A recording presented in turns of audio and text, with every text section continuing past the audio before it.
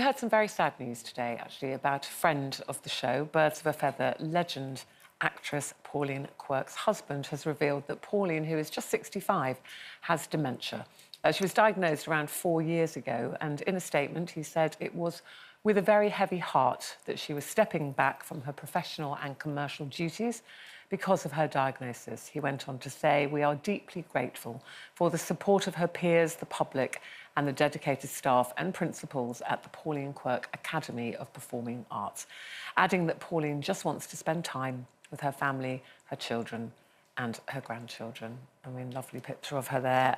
Great friend of the show, Jane. And we were talking about this, you know, I think you said this morning, I think most people we know now have got some experience or somebody they know, either the close to them or in their, you know, family who have dementia. And it's often very hard to talk about it and to even tell people. And you were reminded of Barbara, you know, they had to go public. Yeah, I think that's why it's so good that people like Barbara and now Pauline do go public, because then it sort of speaks to other people that are going through the same thing and, you know, removes any sort of feeling of awkwardness around it. And, you know, I think Pauline's husband, Steve, has done very much what Barbara's husband, Scott, did, is that you seize control of the narrative. And it's like, you know, I think we obviously all knew. I think a lot of the people in the media knew. But it's like you wait for the family in their own time. And it means that she can now go out and about. And if anybody, you know, senses anything, they now know that she's living with dementia. And, you know, and she's very young to be diagnosed with it. I mean, Barbara was in her 80s, obviously.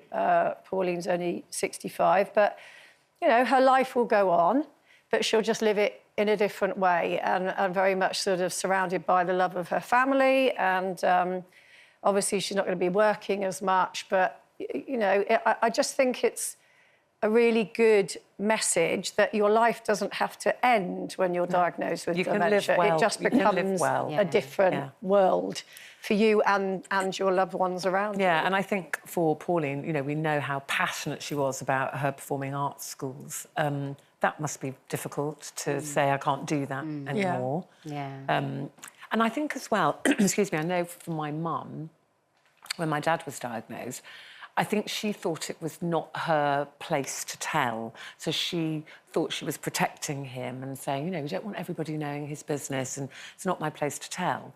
But then my dad was, you know, sometimes getting lost. He fell over once in the village. Fortunately, people knew him and they knew where he lived and they brought him home.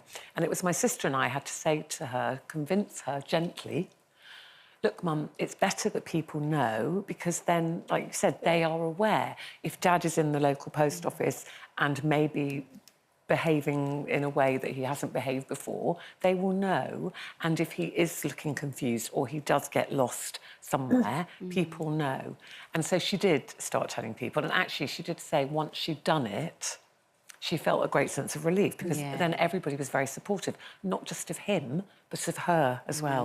Phoning her, checking in on her, how and of course, you know, Pauline's very well known, so when she's out and about, and no doubt people come up and want to talk to her. Which is what happened to Barbara, wasn't it? Yeah, and they will notice things. So now, you know, her family and her husband and Steve it will be like getting into a warm bath by comparison because he won't be thinking, oh, you know, is somebody going to say something? Because people will now know. I was just going to say, Jane, did you said that the press community have known about this but have respected the family's privacy? I think that's really commendable. Yeah, well, it's medical information as well, you know, and it's, I mean, it's up to them when they come forward. I'm struck by how during my lifetime, our attitudes to dementia have completely changed. So as when I was a little girl growing up, you know, you might have had relatives who seemed a bit like, not like everybody else, and nobody ever said anything at all. It was just not mentioned. And now we've come full circle, and I you know, poor Timothy West, the actor, died recently, but he made sure that his wife, Prunella Scales, was centre stage when they did the TV series on the barges, and we all loved that. And it was no big deal that she had dementia, and it placed her in a very visible place, and it was a good platform, I think, for normalising this condition. Well, Linda Robson, obviously great friends with Pauline, is actually away at the moment, otherwise she would have joined us today to talk about her friend, and obviously she has known for some time.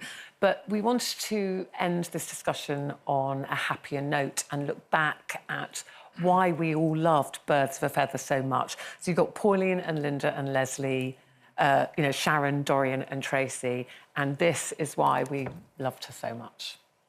Why don't you just get a new one? There's a photo booth down Wilder Quid. Oh, don't be ridiculous. What, the bright, pitiless lights? Searching out every blemish, every wrinkle, every straggly hair. I think you're meant to keep your clothes on, dog.